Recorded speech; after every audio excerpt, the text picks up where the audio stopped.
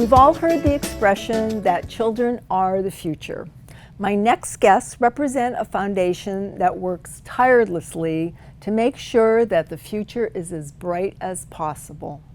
The All-Star Children's Foundation aims to build better futures for children in foster care here on the Suncoast. With me now are Clinical Director Chelsea Hernandez and Chief Development Officer Stephen Fancher to tell us all about the good the All-Star Children's Foundation does for Suncoast youth. Thank you both for being here today. Now, the All-Star Foundation was started when? And it's right here very close to us on 17th Street, right? Mm-hmm. Yeah, that's correct. All-Star Children's Foundation is located on 17th Street here in Sarasota. We were founded by a very passionate local philanthropist, Gracie McGillicuddy. I've met her. She is absolutely a delight. She is an amazing woman who's created this foundation which has, we're locally centered, but we have very lofty and big goals. And we are here with a 5-acre campus on 17th Street, where we have a pediatric treatment and mental health research center.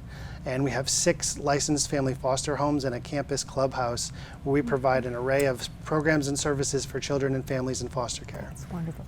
Now, it's a brand new building that's just up from Beneva on 17th, or It's just a little bit west of Beneva, in between Lockwood Ridge and Beneva on 17th Street. Okay. And we had a very long campaign to build this project, and we opened our doors in December of 2019, and we welcomed our first families and parents onto our campus in 2020. That's wonderful. That's wonderful. Now, what is your mission, and what types of programs do you offer on campus? Great. Our mission is building brighter futures for children in foster care through innovation, science, and compassion. And we do that by implementing 6 core programs that we've developed at All-Star, all focused with trauma at the core of what we do, addressing childhood trauma in the children and with the families that we work with. And we do that through 6 core programs, which involves evidence-based clinical therapy, which Chelsea is our clinical director of. We also work with the foster parents that live on our campus full-time through very intense foster parent training and support.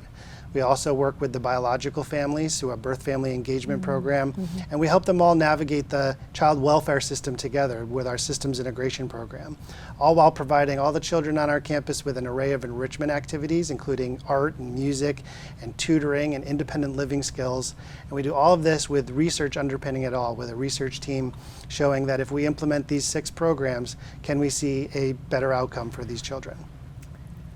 Well, they have quite a wonderful start working with you all, so thank you. Now, Chelsea, you just did a presentation. Can you tell our viewers about that, please? So we had the opportunity this past June to present at the Florida Foster and Adoptive Parent Association Conference in Orlando. And so the topic we chose to speak on was trauma-informed interaction skills for fostering safe, supportive relationships with children. Our children in child welfare have experienced a great amount of adversity and trauma, which likely impacts their ability to create stable relationships and healthy relationships with caregivers.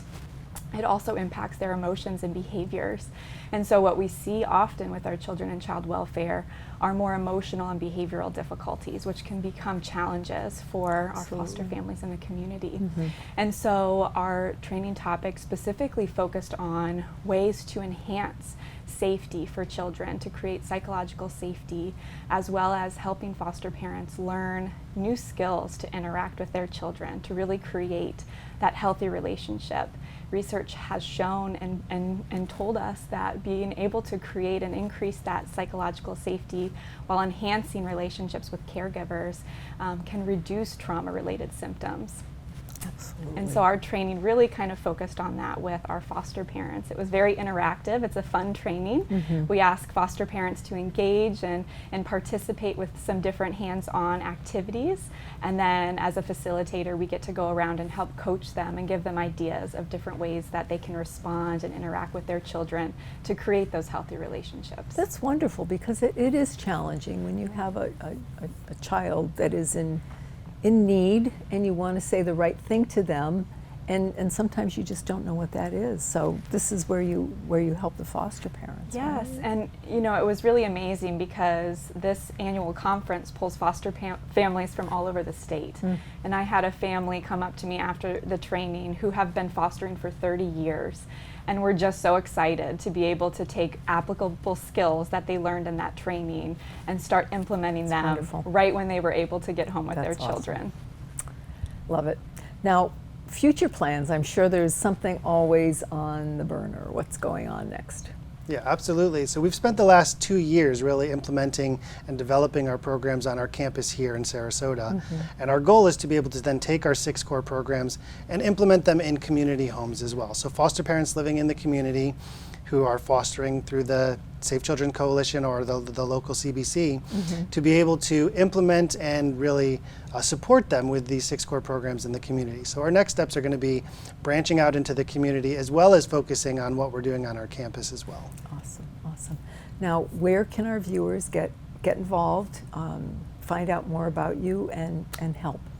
Absolutely. Well, you can always start at our website, allstarchildren.org, and it's a really good overview of the programs and the services we offer. We could always use financial support from the community as we grow our programs into the future. It's an investment in these children's lives and really changing children's lives for the better. We also are very highly in need of volunteers to come help with our children with all of our array of activities we do on campus. And most importantly right now is finding foster parents who are able to come and live with us on our campus. We ask for a 2-year commitment to live full-time on our campus and really participate in our model. And that is a very big ask of people to do that, but we also provide them with a lot of support and services along the way. So anyone who may be interested in fostering, this is a great opportunity for you.